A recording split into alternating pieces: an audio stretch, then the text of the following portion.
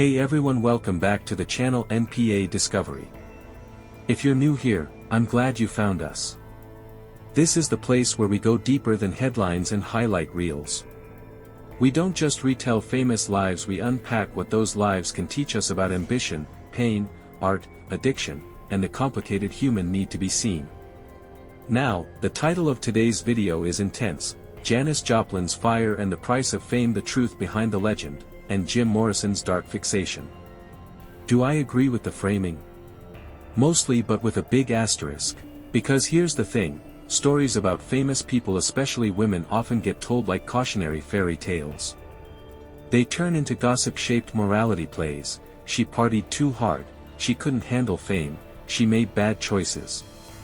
And while there's truth in the fact that addiction can kill, those versions often skip the real story: the loneliness, the hunger for belonging, the pressure of performing pain, and how an entire culture can profit from someone's breakdown while pretending it's just rock and roll. And about that dark fixation angle involving Jim Morrison, there are anecdotes floating around for decades, some repeated in interviews and memoirs. But not every dramatic story is equally documented, and memory, especially in scenes soaked in ego, substances, and myth-making, can be unreliable. So today, we'll treat claims like that carefully, as part of the mythology people tell about that era, and we'll separate what's solid from what's disputed wherever possible. Before we jump in, if you enjoy content that treats music legends like real people, not memes, please hit like, share this with someone who loves classic rock, and subscribe. It genuinely helps the channel grow, and it tells the algorithm that thoughtful storytelling still matters. Alright. Let's get into it. The loneliest kind of talent. Most people know Janis Joplin as a voice. Not a person, a voice. That rasp. That roar. That raw, unfiltered, almost dangerous honesty. A voice that sounded like it had lived 100 lives and survived all of them barely. But voices like that don't appear from nowhere. They come from somewhere very specific. They come from the place inside a person where tenderness didn't get enough protection. They come from the part of the soul that learned, early on, that being normal wasn't going to be an option, so it might as well become unforgettable. Janis Joplin didn't grow up in a fairy tale. She grew up in Port Arthur, Texas, in a world that had very strict ideas about who you were allowed to be, especially if you were a girl, especially if you were different, and especially if you didn't play the social game the way everyone else did. And when someone doesn't fit the local mold, small towns can become loud about it. Not always with fists, often with a slower violence: exclusion, ridicule, being turned into a joke in the hallway, being whispered about, being made to feel like you should apologize for existing. Janis had friends, yes, but the kind of friends who survive by clustering together like a little raft in rough water. The outcasts. The kids who read more than they talk. The kids who dress wrong by local standards. The kids who think too much. There's a quote often attributed to her that captures that feeling, that she was a misfit, that she read, painted, and thought.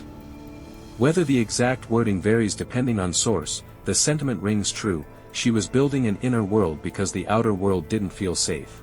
And when you're young and you're different, you need something that says, you're not broken. You're not alone. There's a language for what you feel. For Janis, that language was music, specifically the kind of music that doesn't pretend life is easy. She was introduced to artists like Bessie Smith, Ma Rainey, and Lead Belly, artists whose work wasn't just entertainment. It was survival. It was testimony. And think about what it means for a young woman in a rigid environment to hear blues legends, black artists, often singing about pain in a way that was unashamed and unapologetic. That's not just musical influence. That's a permission slip. It's Janis hearing, you can tell the truth. You can be messy. You can be human. And the world can still listen. That's a powerful drug all by itself. A real-life story, the 2 doors problem. Let me give you a real-world example, not from celebrity culture, but from normal life.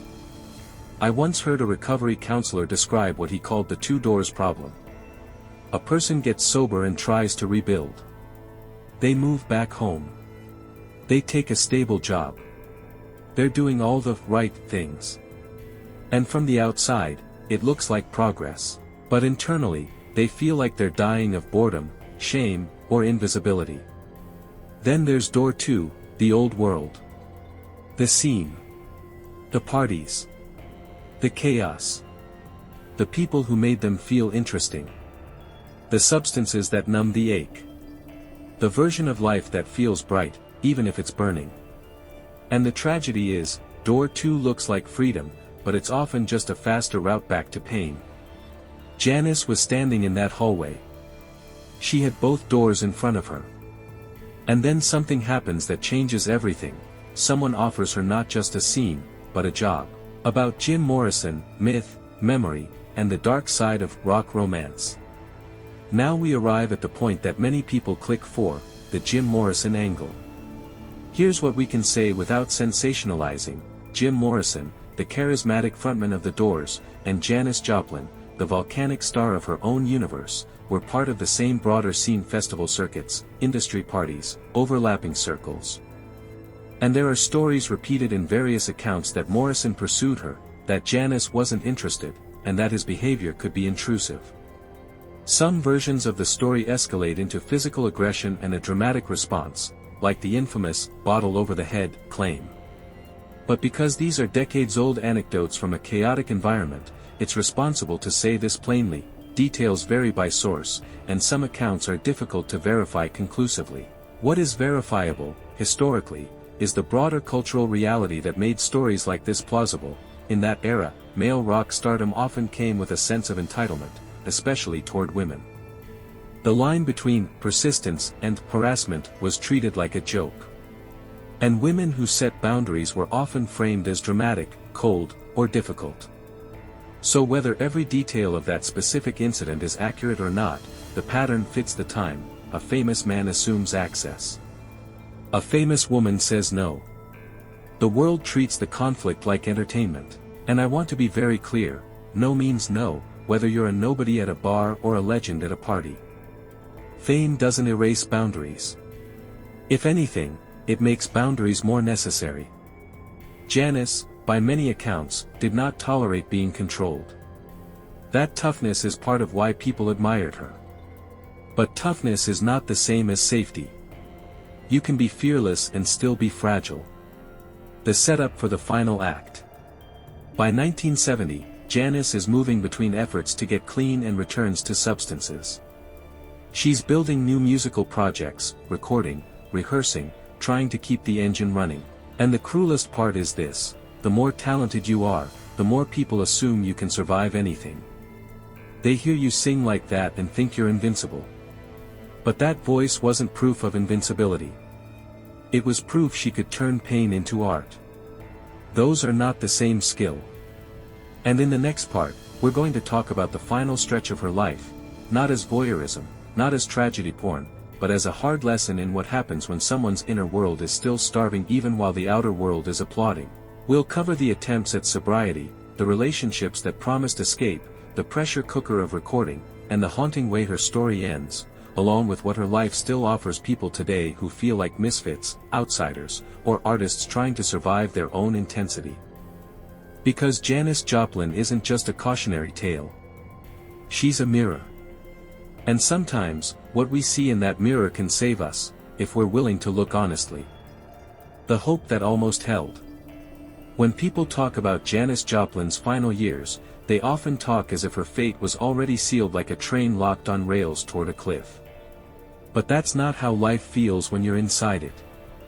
From the inside, there are always forks in the road. There are always mornings where you wake up and think, I could still turn this around. There are always days where you make a clean decision, one good hour, one honest conversation, one promise to yourself, and for a moment you believe it might be enough. Janis didn't spend her last chapter choosing destruction every day. She spent it fighting, sometimes winning, sometimes losing, against the gravitational pull of her own pain and the machinery around her. And if we're going to learn anything from her story, we have to look at the fight, not just the fall. That next level trap, when success demands more than talent. By the end of the 1960s, Janis is no longer simply a star. She is a symbol. That sounds glamorous, until you realize symbols don't get to have normal bad days. Symbols don't get to be quiet, uncertain, or tired. Symbols are expected to represent a whole era's mood, a whole generation's rebellion, a whole scene's identity. And there's a psychological pressure that comes with that. If you become famous for being raw, you start to fear what happens if you heal. If you become famous for being wild, you start to fear what happens if you become stable. Because stability can look like betrayal to an audience that came for the fire. There's a brutal paradox here: the world applauds your pain as long as it comes out on stage. But it doesn't applaud the slow, boring work of getting well. A lot of people don't realize that recovery, real recovery, often looks like the opposite of rock stardom. Consistent sleep. Predictable routines. Fewer, exciting people. Boundaries. Accountability. And a willingness to disappoint others to save yourself. If your whole career is built on being a hurricane, choosing calm can feel like becoming nobody again. That's the trap. And Janis was living inside it. Back in the US, Janis throws herself into a new project, a new band, a new sound, a new attempt at a fresh start. This is an important pattern with creative people. When life feels out of control, work becomes a place to regain control. You can't control the press. You can't control your cravings. You can't control who stays. But you can control rehearsal schedules. You can control arrangements. You can control what happens in the studio, at least in theory. Janis assembles the Full Tilt Boogie Band and starts moving forward again. There are accounts from people around her who thought she was brilliant and on fire, and others who felt she was fading. Both can be true at the same time. You can be artistically powerful and physically collapsing. In fact, sometimes the artistic power comes from refusing to acknowledge the collapse until it's unavoidable. That's not heroism. That's desperation in a glamorous outfit. The letter to her parents, the private Janis. One of the most heartbreaking things about Janis Joplin is that her public image was loud, fearless, rebellious, and her private voice, in letters and conversations, often carried shame. The kind of shame that says, "I'm a disappointment. I'm the problem. I'm bad." The real question: what were people actually looking for in Janis? When we ask why Janis still matters, it's tempting to say, because she had a great voice. But that's incomplete. People weren't just listening to her notes. They were listening to her honesty. Janis gave people something rare: permission to feel everything. To be broken and still sing. To be unwanted and still demand the microphone. To be messy and still be magnificent. And for anyone who has ever felt like the misfit in the room, that's not entertainment. That's rescue. Don't romanticize the fire. Learn from it. Before we finish this story, I want to say something directly, because it changes how you hear everything that comes next. Janis Joplin does not need us to turn her into a saint. And she does not need us to turn her into a warning poster either. What she deserves is something rarer, a truthful kind of respect. Respect that acknowledges her power and her pain. Respect that celebrates her art without glamorizing what damaged her. Respect that looks at the era honestly, an era that sold freedom, but often delivered chaos. And if you're watching this thinking, okay, but what does this have to do with me? Stay with me. Because the reason Janis still echoes through pop culture isn't only her voice. It's because her life is a magnified version of a conflict many people live quietly. Wanting to belong, but feeling different. Wanting success, but fearing what it will cost. Wanting love, but not trusting it will last. Wanting relief, and reaching for the fastest way to get it. That's not a rock star story. That's a human story. Is where we do the most important thing: we take the legend off the pedestal and turn it into something useful, something that might actually help someone listening today. The most dangerous myth: great art requires great suffering. Let's dismantle the lie at the center of so many tragic artist stories. They were tortured, and that's why they were brilliant. That myth gets repeated because it's dramatic. It feels poetic. It makes suffering sound meaningful. But it's also one of the most harmful ideas in modern culture, especially for young artists. Here's the truth. Pain can create depth. Struggle can sharpen perspective. Loss can make you honest. But addiction doesn't make art better. Addiction makes life smaller. If anything, addiction steals from creativity. It narrows the emotional range until everything becomes about chasing relief, managing shame, or surviving consequences. Janis wasn't powerful because she used substances. Janis was powerful despite them. What gave her that power was something else. A fearless relationship with emotion.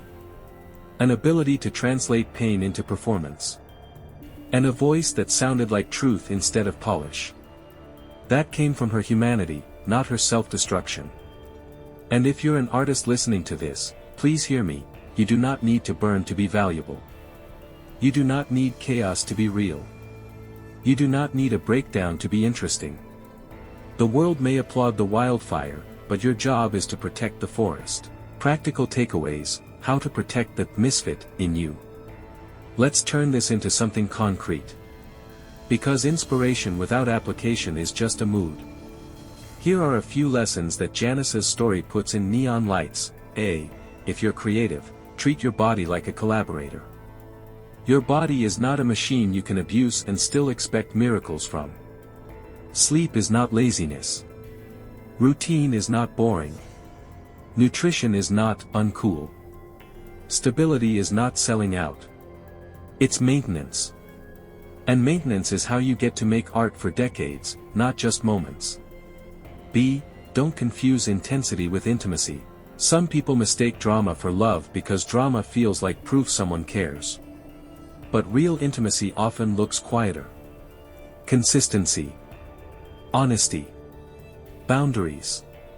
Repair after conflict. Emotional safety. If someone only shows up when things are chaotic, that's not love, that's entertainment. C. Choose environments that want you alive, not just iconic. If your scene requires you to self-destruct to belong, that scene is not your home. Your home is where you can breathe. D. Build a boring support network on purpose. This is huge. They were tortured, and that's why they were brilliant. That myth gets repeated because it's dramatic. It feels poetic. It makes suffering sound meaningful. But it's also one of the most harmful ideas in modern culture, especially for young artists. Here's the truth. Pain can create depth. Struggle can sharpen perspective. Loss can make you honest. But addiction doesn't make art better. Addiction makes life smaller. If anything, addiction steals from creativity. It narrows the emotional range until everything becomes about chasing relief, managing shame, or surviving consequences. Janis wasn't powerful because she used substances.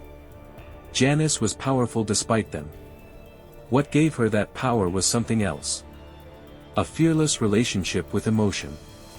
An ability to translate pain into performance. And a voice that sounded like truth instead of polish. That came from her humanity, not her self-destruction. And if you're an artist listening to this, please hear me, you do not need to burn to be valuable. You do not need chaos to be real. You do not need a breakdown to be interesting. The world may applaud the wildfire, but your job is to protect the forest. Practical takeaways: how to protect the misfit in you. Let's turn this into something concrete. Because inspiration without application is just a mood. Here are a few lessons that Janis's story puts in neon lights. A. If you're creative, treat your body like a collaborator. Your body is not a machine you can abuse and still expect miracles from. Sleep is not laziness. Routine is not boring. Nutrition is not uncool. Stability is not selling out. It's maintenance. And maintenance is how you get to make art for decades, not just moments. B. Don't confuse intensity with intimacy. Some people mistake drama for love because drama feels like proof someone cares. But real intimacy often looks quieter. Consistency. Honesty. Boundaries. Repair after conflict. Emotional safety. If someone only shows up when things are chaotic, that's not love, that's entertainment. C. Choose environments that want you alive, not just iconic. If your scene requires you to self-destruct to belong, that scene is not your home. Your home is where you can breathe. D. Build a boring support network on purpose. This is huge.